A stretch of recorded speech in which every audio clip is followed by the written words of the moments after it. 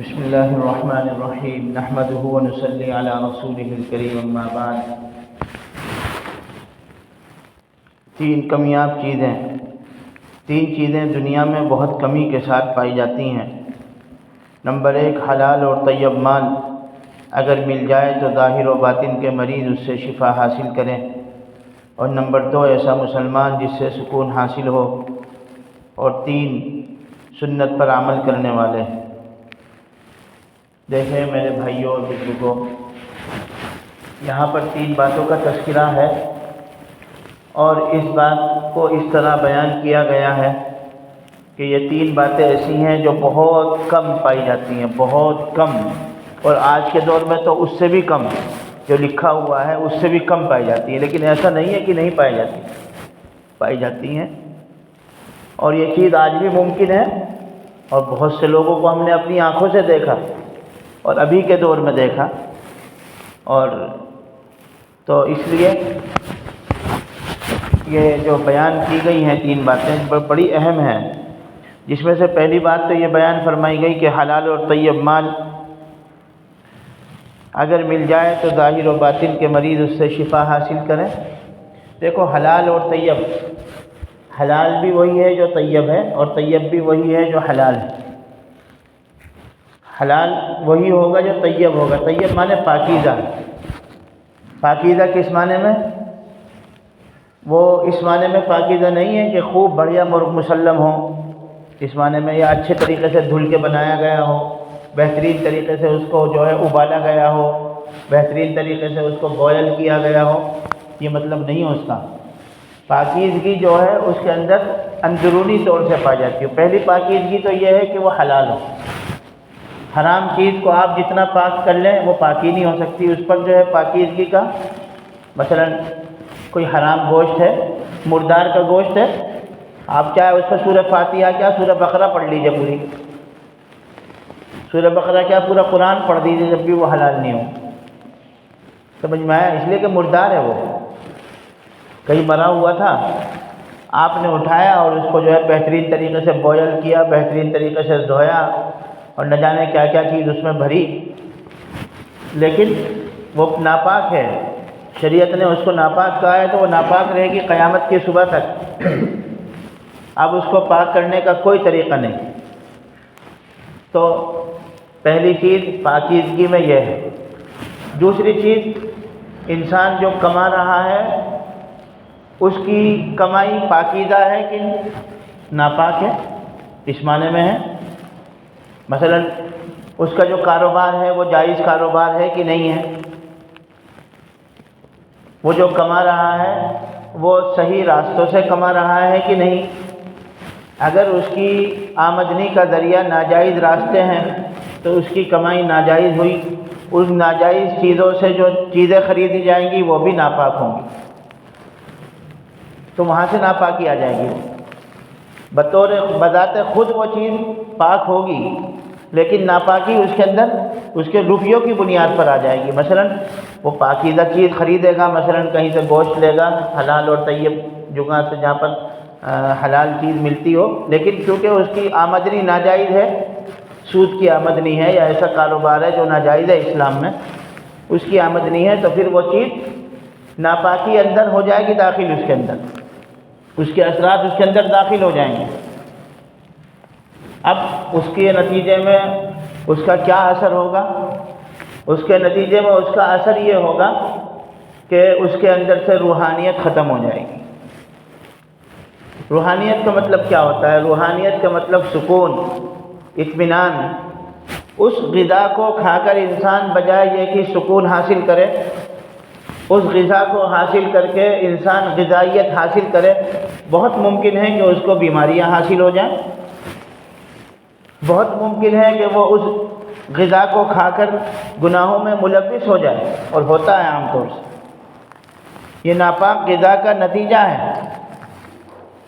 غذا انسان جیسی کھاتا ہے اس کے اثرات اس کے جسم پر مرتب ہوتے ہیں، یقینی بات ہے، یہ کوئی اسلام کی بات نہیں ہے، بلکہ جتنے بھی مذاہب ہیں، خصوصی طور سے جو غیر مسلم ہیں، جو خاص طور سے دھرم سے بہت قریب ہیں، وہ عورتوں کو اس بات کا خاص طور سے نصیحت کی جاتی ہے کہ دیکھو مذہب سے قریب ہو کر کھانا پکاؤ، نہا دھو کر کھانا پکاؤ۔ ان کے یہاں نہا دھو کر کھانا پکاتے ہیں، کیوں؟ ان کا یہ ہے کہ انسان کے ذہن کا اثر غذا پر پڑتا ہے، اور یقینی بات ہے، یہ بالکل اس میں کوئی شک نہیں ہے، غذا پر پڑتا ہے، انسان کے آس پاس کے ماحول پر پڑتا ہے۔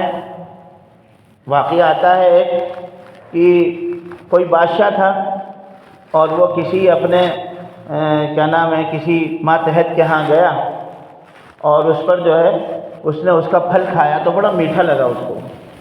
اب اس کی نیت خراب ہو گئی، اس بادشاہ کی نیت خراب ہو گئی اور کہنے لگا کہ یہ تو میں لوں گا۔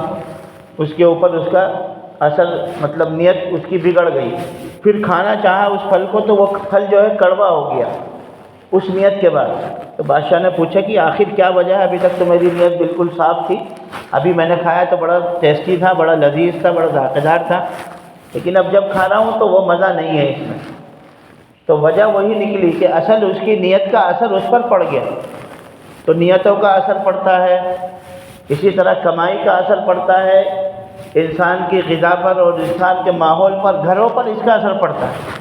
کھانا جب انسان صحیح نیت کے ساتھ بنائے گا، خدمت کے جذبے سے بنائے گا، محبت کے جذبے سے بنائے گا، تو گھر کے اندر محبتیں پیدا ہوں گی، اور کھانے کے اندر اگر جذبات میں نفرتیں ملی ہوں گی، خیالات میں جو ہے انتشار ہوگا، بگاڑ ہوگا خیالات میں، تو وہ خیالات اس کھانے کے ساتھ مل کر انسان کے پیٹ میں جائے گی، اور اس کو پیٹ میں جا کر اس کے مزاج کو بگاڑ دیں گی۔ اور آپ دیکھ لیجئے گھر گھر ماحول بگڑا ہوا ہے۔ تو یہ معمولی بات نہیں ہے جو اسلام نے بات کہی ہے کہ حرام غذا مت کھاؤ، حلال غذا کا اہتمام کرو۔ حضرت ابو بکر رضی اللہ عنہ بڑا اہتمام فرمایا کرتے تھے۔ ایک موقع پر وہ ہر چیز کو پوچھتے تھے کہاں سے آیا، کس سے لائے۔ ایک موقع پر ان کا غلام جو ہے کہیں سے کچھ لے آیا، بھوک بہت تھی، کھا لیا انہوں نے۔ تو ان کے غلام نے خود کہا کہ حضرت آج تو آپ نے ایسے ہی کھا لیا، کچھ پوچھا نہیں کہاں سے ملایا۔ اصل میں یہ میرا جو تھا کسی چڑھاوے سے مجھے ملا تھا، وہ میں لے آیا تھا آپ کے پاس۔ حضرت ابو بکر رضی اللہ عنہ کو یہ سننا تھا، فوراً اپنی جو ہے اپنے حلق میں انگلیاں ڈالی اور قے کرتے رہے یہاں تک کہ بالکل جو آخری غذائیت تھی جو بالکل تازہ کھایا تھا ان کو احساس ہوا، تو پھر اس کے بعد وہ پیچھا چھوڑا اس غذا سے۔ تو ہم لوگ اس کو بہت معمولی سمجھتے ہیں، تو اسی لیے فرمایا گیا کہ 3 چیزیں بہت کمیاب ہیں۔ پہلی چیز اس میں حلال اور طیب ہے، یعنی پاکیزہ اور حلال رزق کا اہتمام بالکل ختم ہوتا چلا جا رہا ہمارے اندر سے، اور یہ بہت خطرناک چیز ہے ہمارے جسمانی صحت کے لیے بھی اور روحانی صحت کے لیے بھی۔ اگر کسی کو جسمانی صحت حاصل بھی ہو جاتی ہے تو روحانیت نہیں حاصل ہوتی۔ نمازیں پڑھنے میں اچھا نہیں لگتا اس کو، نمازوں سے بھاگتے ہیں لوگ، قرآن پڑھنا اچھا نہیں لگتا ان کو،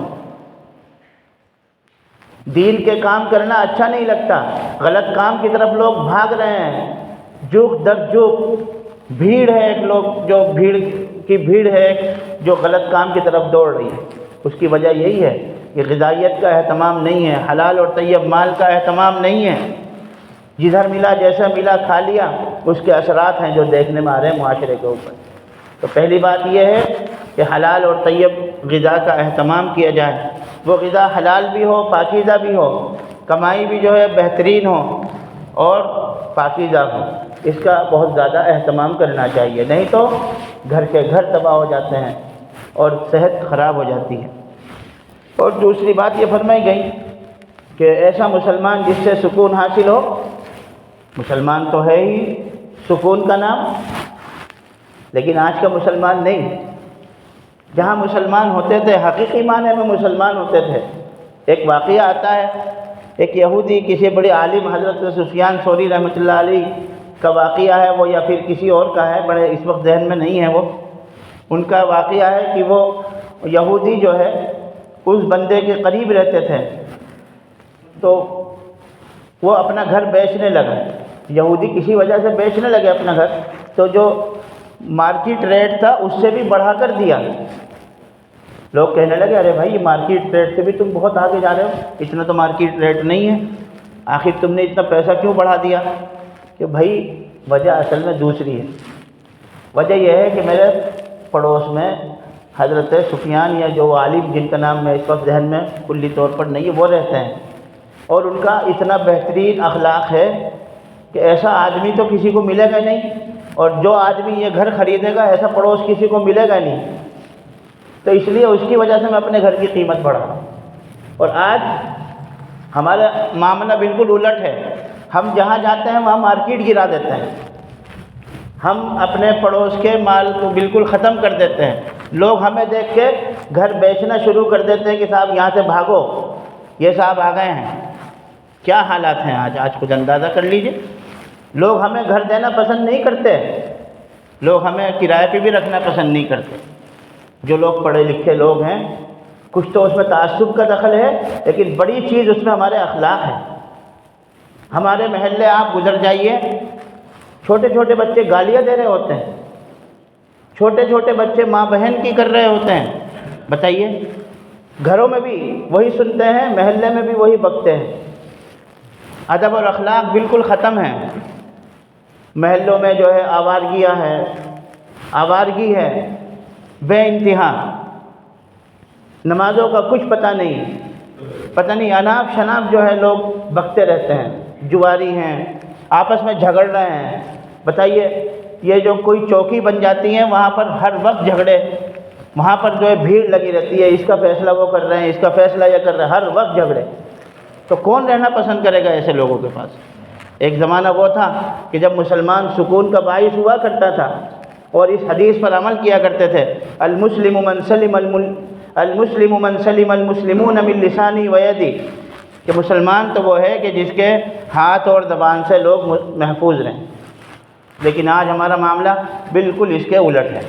تو ہمیں اپنا رویہ تبدیل کرنا چاہیے، ہمیں حقیقی اسلام کو فالو کرنا چاہیے۔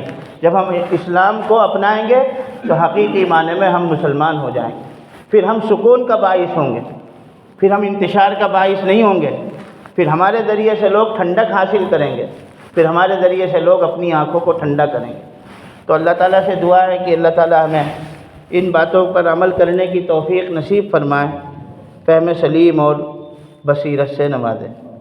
وآخر دعوانا الحمد للہ رب العالمین۔